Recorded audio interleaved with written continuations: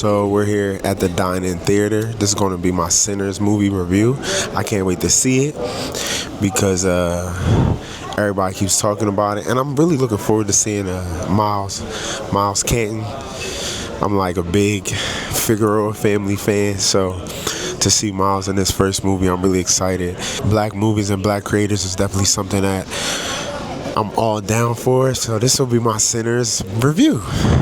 I don't even know what the movie about. I just know Michael B. Jordan played two people, and I know that Miles Caton is in the video, and he's singing, and he learned how to play guitar for the video, so I'm really excited about that. I think I did Dine-In Theater like one time, but I got me some buffalo wings, some Sour Patches, and a Sprite. No one here is a hero. Patches and my Sprite.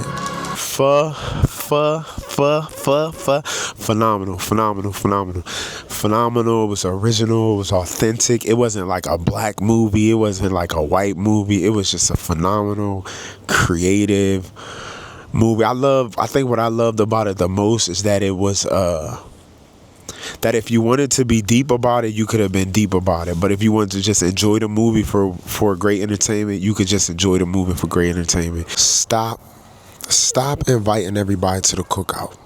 That's really, stop inviting everybody to the cookout, bro. As black people, we gotta stop inviting everybody to the cookout.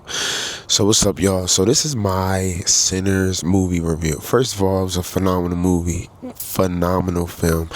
I think what I liked about it the most is that, us as modern day citizens, I feel like we kind of always know what a movie, based off of the genre, we always know what the ending's going to be. We kind of like, we know who the killer going to be. We can kind of get the plot. But I feel like Ryan Coogler and it gave me like Jordan Peele where it's just so original. Like, to make a black movie centered around black culture while still making it palatable enough to appeal to the masses, I think appeal to the masses while still being authentic to us as black people. I think it's very difficult to do that, to make our story be relative or relatable for everybody.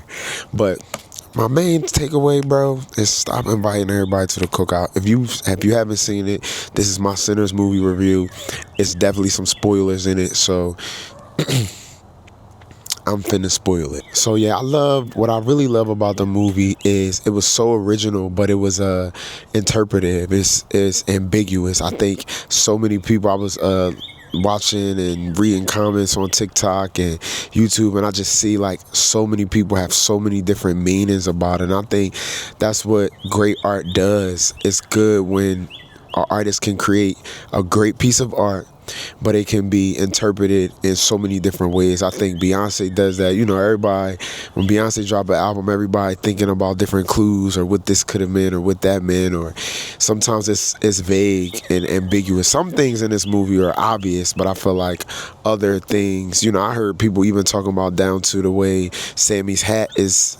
He wearing a certain type of hat in the beginning of the movie versus another type of hat in the end of the movie, to be relative to Smoke and Stack or whatever. But if you haven't seen it or whatever, typically Sinners is a movie based in 1932. Two brothers worked for Al Capone. They came back with their money, and they're basically trying to start a juke joint.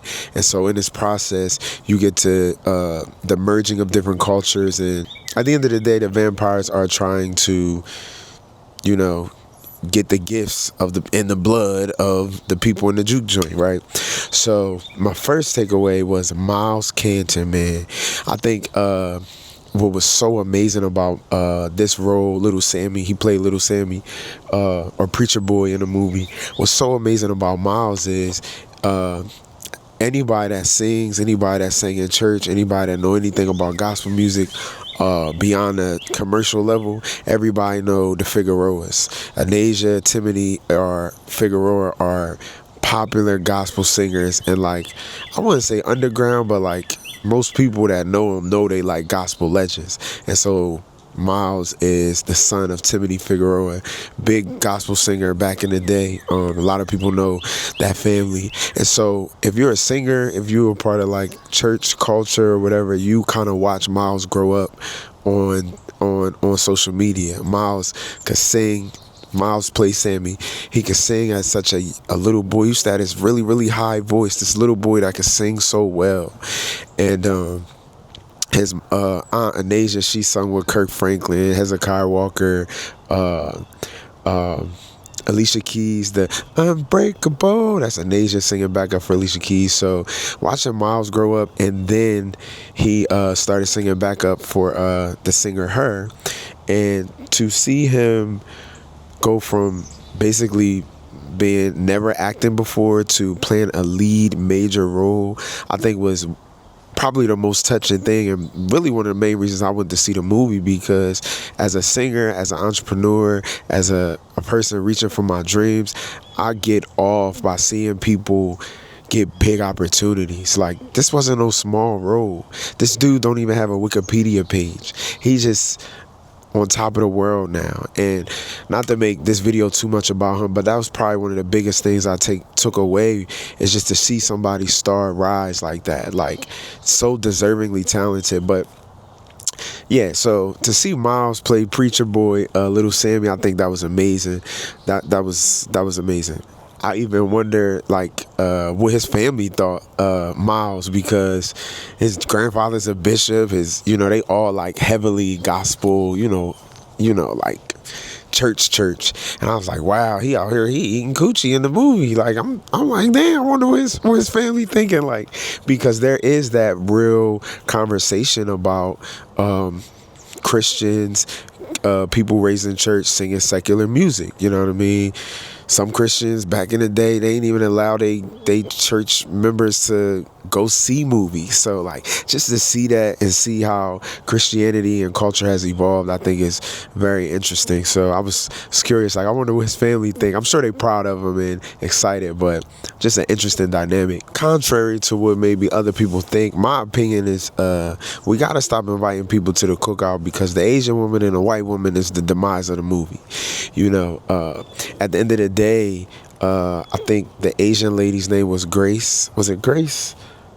The Asian lady name was Grace, and the white woman name was Mary. And so at the end of the day, Mary, and I feel like, that's another conversation to have, but her as a mixed woman, she was really white. I mean, you could say she was mixed or passable, but she looked white. She could pass for white, and she probably had 12% black, in her. So like, she didn't look mixed at all. So she was white, and she used her whiteness to be able to leave out the club and be like, oh, I could figure them out. I could test them or see what these vampires is all about.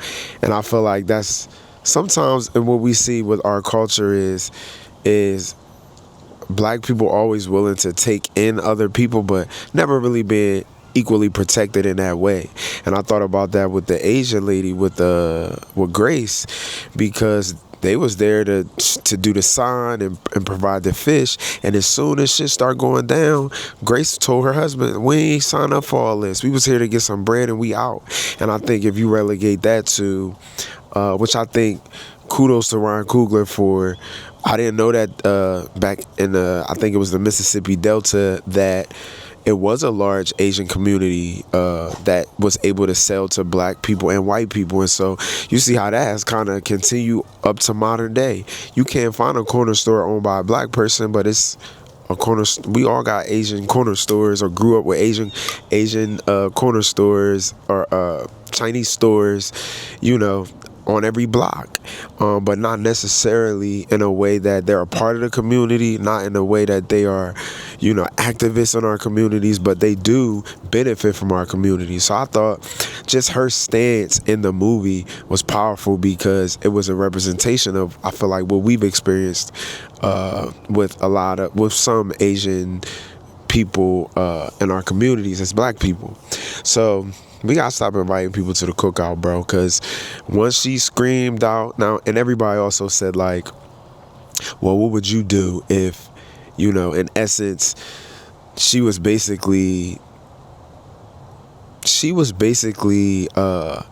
screaming for the vampires to come in, invited the vampires to come in because she didn't want them to get into town to her daughter, who, hadn't been turned. They had already got her husband.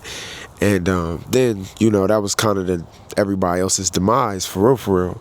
But they like, yeah, what would you do if it was your daughter? What would you do? Well, certainly this ain't the best option to invite them in here so they could, you know what I'm saying? So I just thought that was like very interesting how he had her make that decision of, somebody of the Asian community there for the money, but not there for the not being loyal or not sticking up for the best, for what's good for everybody. You know what I'm saying? I think the cinematography was amazing. I think the shots were great. I'm not even really big on movies, but I'm big on behind the scenes, and I'm big on just cinematography. So like, I paid attention to how well the movie was shot. I think it was a female director of photography. She did amazing. And it was just a great movie. It was one shot where they go to the train station to get the other musician, to get another musician to play for the juke joint.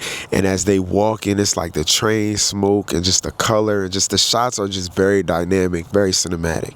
I thought it was really dope. Another thing I'm always amazed at is how vampires aren't real, but they got these rules about vampire that are consistent in every movie. Like, for vampires to not be real, we all know that you can't kill a vampire. You gotta kill them with a wooden stake. We all know that, like, they can't be out in the sun. We all know that, like, they, in order for them to come in a crib, come into a place, they have to be invited. And I'm always intrigued by that, because I'm like, how we abide by the rules of what vampires can and can't do so rigidly, as if they really exist. Like, now let the one of the vampires like came in the spot, we'd have been in the movies like, nah, that ain't right, because vampires, you gotta invite them in first. Like, why do we have these strict rules about what vampires can and can't do? Like, I just think that's interesting, how something that's not real, or maybe they are real, but something that's not real has these rules that, like, we all just know. Like, we all just know you gotta get a wooden stake. Like, you gotta get some garlic. Like, I just think that's so funny and interesting. I loved the subtle nod to the indigenous people as a part of the movie, kind of when it all starts, where the Remmick, which is the main vampire, he basically comes to the clan member's house and basically turns them or whatever. But he trying to, they ended up taking him in, thinking that is just somebody that needs help.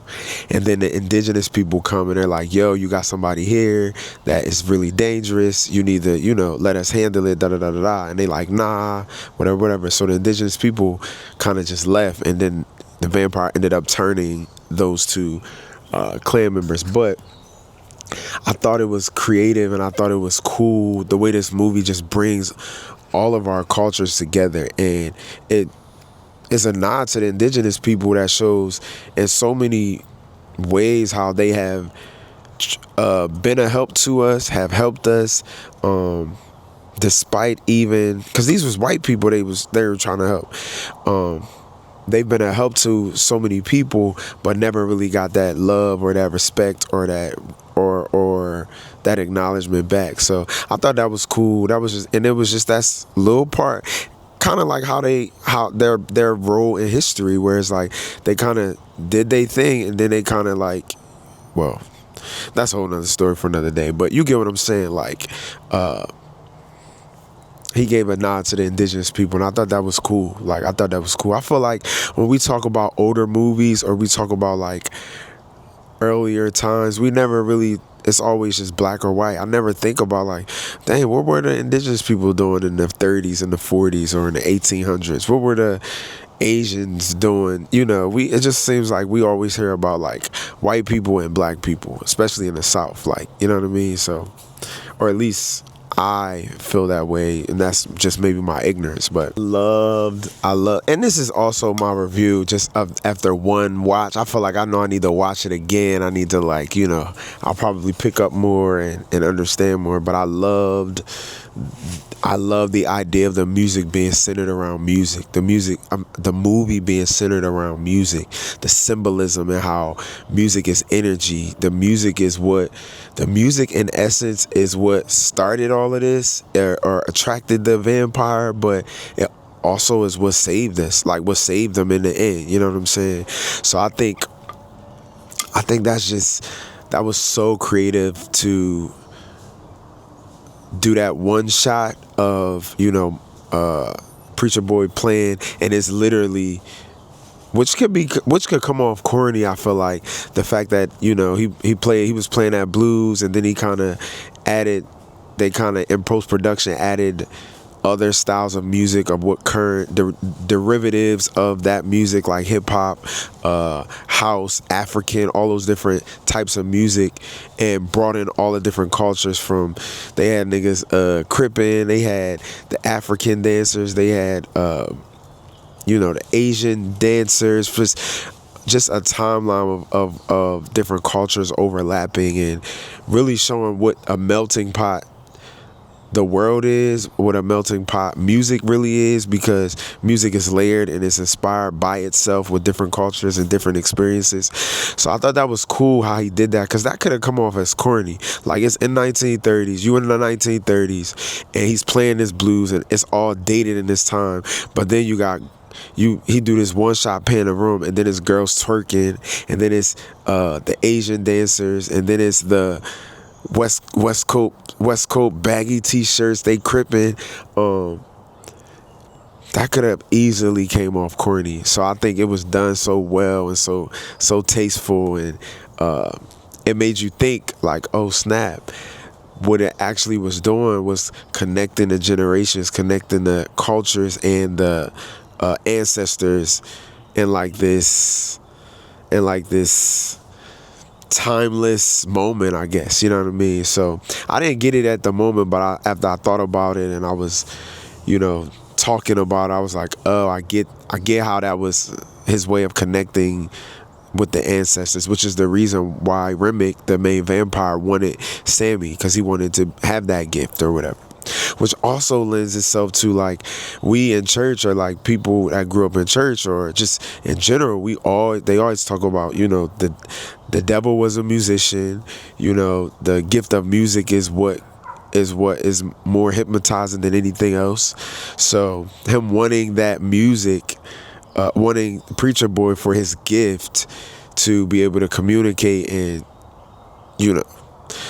and get all those different powers that come with music, I thought was very interesting. Even down to, in a way, like, I think I said it before, but the guitar, that guitar was kind of the main star too, because it literally started everything, but that's literally what he almost killed the vampire with. Like, he actually hit him in the head with the joint. So it's like the thing that started it was the thing that saved his life. You know what I mean? In a way. Another thing that I feel like I haven't seen a lot of people talk about is full-figured black woman, 4C hair as the main leading lady love interest. When have we ever seen that? When he showed up, and apparently, what's her name? Anne. I think her name is, what's her name? Anne in the movie.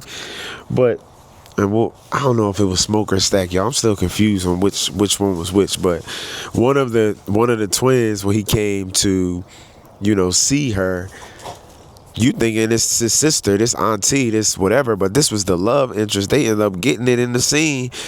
So I just thought that was very interesting how we don't see that in movies. We don't see that in feature films. Full figure, dark, melanated, dipped in Nutella black woman as the leading lady, like as the main character. I don't think we've ever seen that.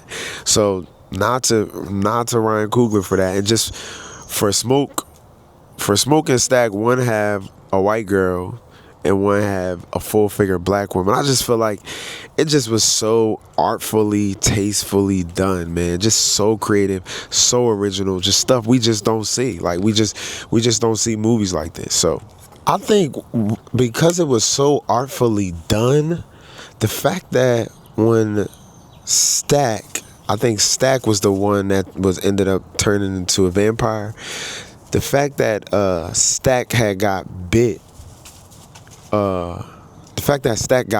and basically died. Well, they both died, but Stack kind of died when the white girl bit him, right? I just was like, I felt this grief. I felt this real grief of like, damn, how do you feel?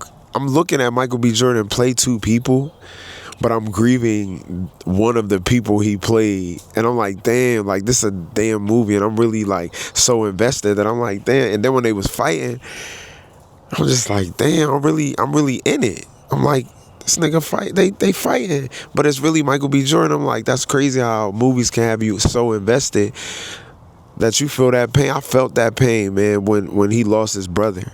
And then when his brother turned and he was the vampire and they was kind of just talking, I could see Smoke.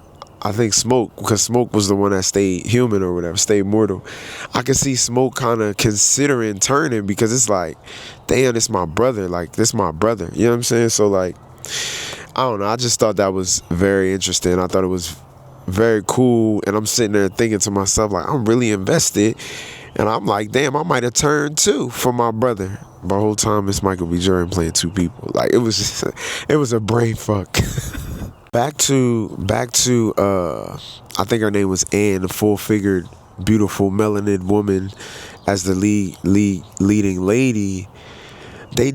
I thought what was also interesting, I could just be theorizing this, but if you think about the press run in the trailers, they show, I believe her name is Mary, Haley's character, Mary.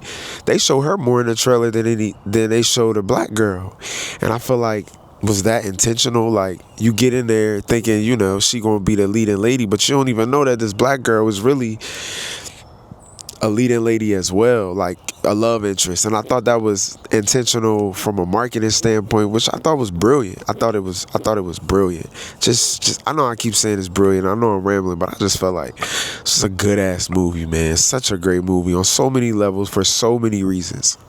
Towards the end, Preacher Boy, he starts the Lord's Prayer, and Remmick starts reciting the Lord's Prayer too. And I think what, you know, I see like Christians is like really, they said that shook them to the core. And I don't know, but like Pastor Bishop always tell us growing up and in church that the devil knows scripture too. The devil knows what's in the word too.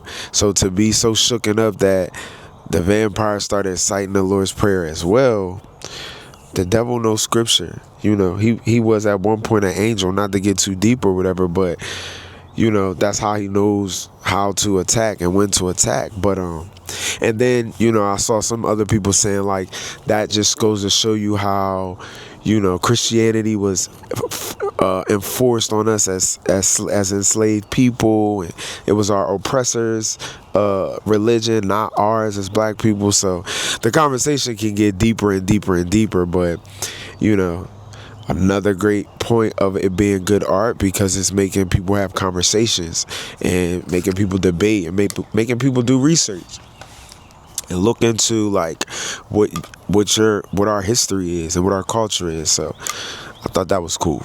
And so, you know, if you didn't stay to the end, you got my boy Buddy Guy, a very popular blues musician, played the role of Preacher Boy as he got older years later. And then the vampire Stack, whatever one that turned into the vampire, they ended up coming to the club in the 90s, and he got his Coochie sweater on, his little his Gumby cut, and I thought that was cool because he kept the promise to not kill little Sammie like his brother told him, I'll let you live as long as you promise not to kill Sammie.